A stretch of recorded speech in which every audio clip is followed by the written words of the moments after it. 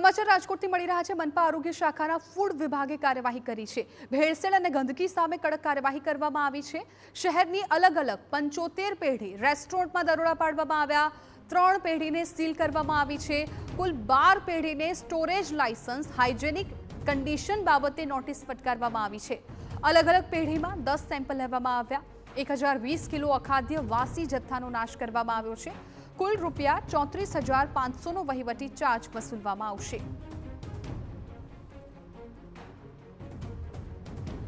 તો રાજકોટમાં અવારનવાર ફૂડ વિભાગ દ્વારા કાર્યવાહી કરવામાં આવતી હોય છે। અલગ અલગ પેઢીમાં આજે પણ તપાસ કરવામાં આવી હતી।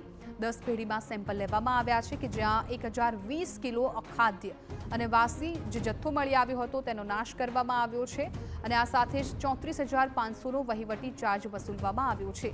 જે પ્રકારે ભેળસેળ કરવામાં આવતી હોય છે, અખાદ્ય ખોરાક છે લોકોને પધરાવી દેવામાં આવતું હોય છે, ત્યારે રેસ્ટોરન્ટમાં દરોડા પાડવામાં આવ્યા છે। અમારા સંવાદદાતા મોહિત ભટ્ટ ફોનલાઈન પર જોડાઈ ગયા છે, વધુ જાણકારી આપી રહ્યા છે। મોહિત, અલગ અલગ પેઢીમાં તપાસ કરવામાં આવી છે, ક્યાંક દંડ ફટકારવામાં આવ્યો, ક્યાંક સીલ કરી દેવામાં આવી છે, સંપૂર્ણ જાણકારી શું છે?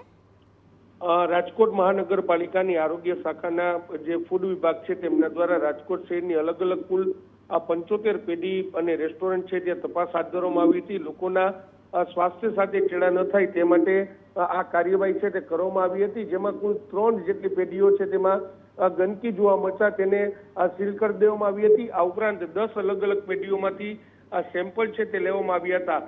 કુલ 1020 કિલો અખાદ્ય વાસી જથ્થો છે તેનો નાશ કરવામાં આવ્યો હતો અને 12 જેટલી પેઢીને સ્ટોરેજ લાયસન્સ અને ગંદકી બાબતે નોટિસ છે તે ફટકારવામાં આવી હતી।